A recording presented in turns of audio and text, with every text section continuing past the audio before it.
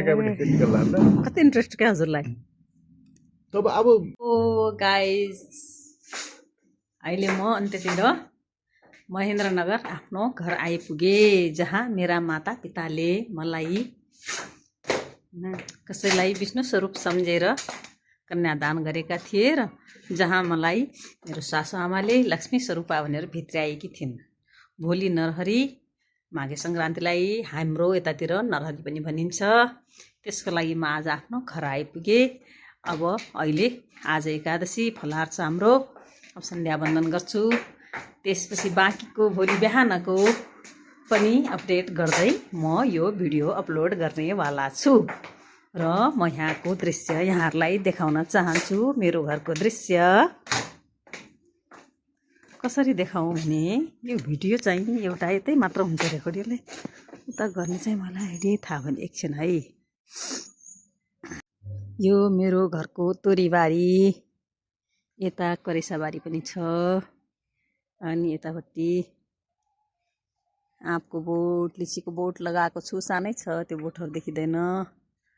पारी अमलाको बोट छ, यो कटहरको बोट छ, उता आँप बगैँचाहरू देवर बाबुले टन्न लगाउनु भएको छ, नासपति लाउनु भएको छ, आँप छ, लिची छ, धेरै कुराहरू छ त्यहाँ। अनि यो मेरो पुरानो घर, जहाँ पहिला मेरो सासुआमा र ससुरा बुवाका सबै छोराछोरीहरू हुर्केका, खाएका, बढेको घर हो। यो ऐतिहासिक घर हो हाम्रो। यो चाहिँ हाम्रो घरको छत हो। पर उता देवर बाबुले नयाँ घर बनाइसक्नु हो। यो हाम्रो पुरानो घर हो। यो पुरानो घर हो। म चाहिँ यही घरमा भित्रिएको थिएँ। यो घरमा आउँदा यो हेर्नुहोस्, यो हाम्रो महेन्द्रनगर उतापट्टि मेरो जेठानी दिदीको घर छ। हाम्रो ज्येष्ठ चाहिँ जेठानी दिदीको घर ऊ पर त्यो घर हो। त्यो घर गेटवाला घर। उहाँ अहिले हुनुहुन्न, यहाँ विदेशको हुनुहुन्छ।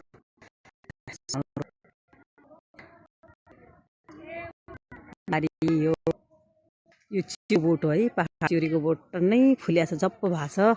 यसमा अहिले साँझको बेला छ, देखिँदैन होला है, तैपनि हेर्नुहोस्, चिउरी देख्ने मान्छेले देख्नु भएको छ। यहाँनिर छ, यहाँनिर छ, यसमा फुलेको छ। यो मेरो घर हो, जहाँ मेरो आमा बुवाले मलाई पठाउनु भएको थियो। यज्ञका साथ कसैसँग मेरो बन्धन बाँधेर पठाउनु भएको थियो। यो घर जन्मघर त्यहाँ हो भने सम्भवतः जीवनको अन्तिम घडीसम्म रहने घर मेरो यही हो। र जन्मघर मेरो आमा बुवाको घर हुन्छ भने मेरो मृत्यु घर मेरा सासु ससुरा पतिदेवको घर हुन्छ। मेरो मात्र होइन, हरेक सनातनी महिलाहरू भनौँ, सबै महिलाहरूको सम्भवतः त्यस्तै हुन्छ। हेर्नुहोस् है, यो तोरीबारी पर छेउमा तोरी अलि मासिएछ मेरो। त्यहाँ मैले खानेपानीको धारा त्यहाँबाट ल्याएको हुनाले तोरीबारी तोरी मासिन्छ भन्दै त्यो लेबरले मासिदिएछ। त्यो हुनै थियो, अलिअलि काम त के बनाउँदा के बिग्रिने हुन्छ। हेर्नु है, यो कोइरालको बोट हो। यो कोइरालको बोट, यो कटहरको बोट। मलाई खुब राम्रो लाग्छ आफ्नो घर। अनि बोट बिरुवासँग रमाउनु पनि खुब रमाइलो लाग्छ। तर म यहाँ हुँदिनँ, त्यही भएर मैले यहाँ केही गर्न पाएको छैन। रमाइलो त लाग्छ। अब हेरौँ जीवनको उत्तरार्धमा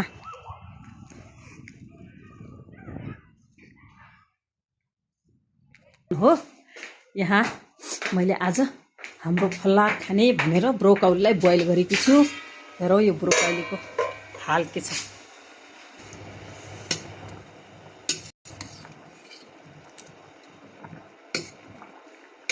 आज हामी यो ब्रोकाउली बोइल गरेर यसैको फलार खानेछौँ।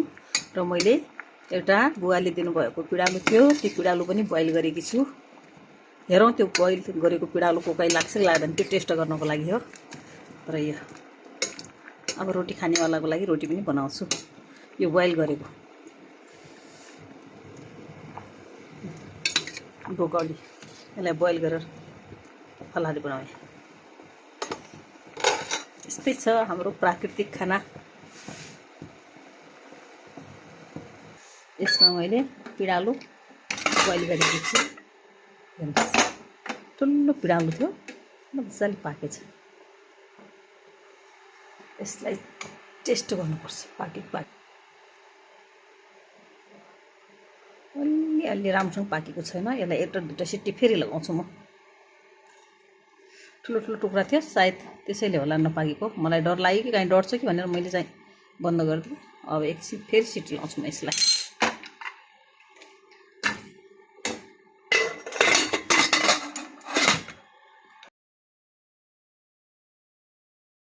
आजको हाम्रो फलार, यो मेरो फलार।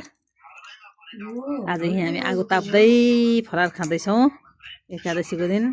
यो मेरो स्वामीजीको फलार। यसमा एउटै टुक्रा दिया हो यहाँलाई, यो चाहिँ खायो भने थप्ने हो नत्र होइन। यो के छ, यो पिँडालु, यो अनार, यो ब्रोकाउली,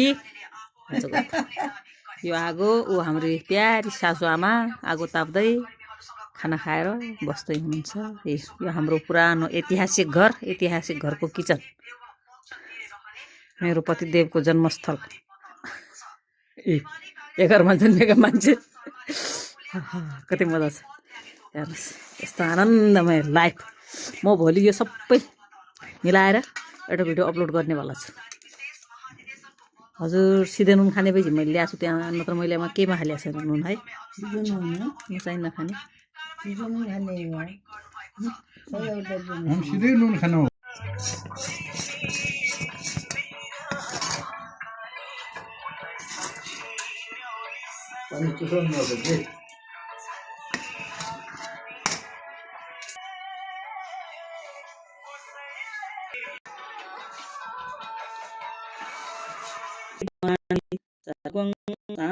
शान्तिरेव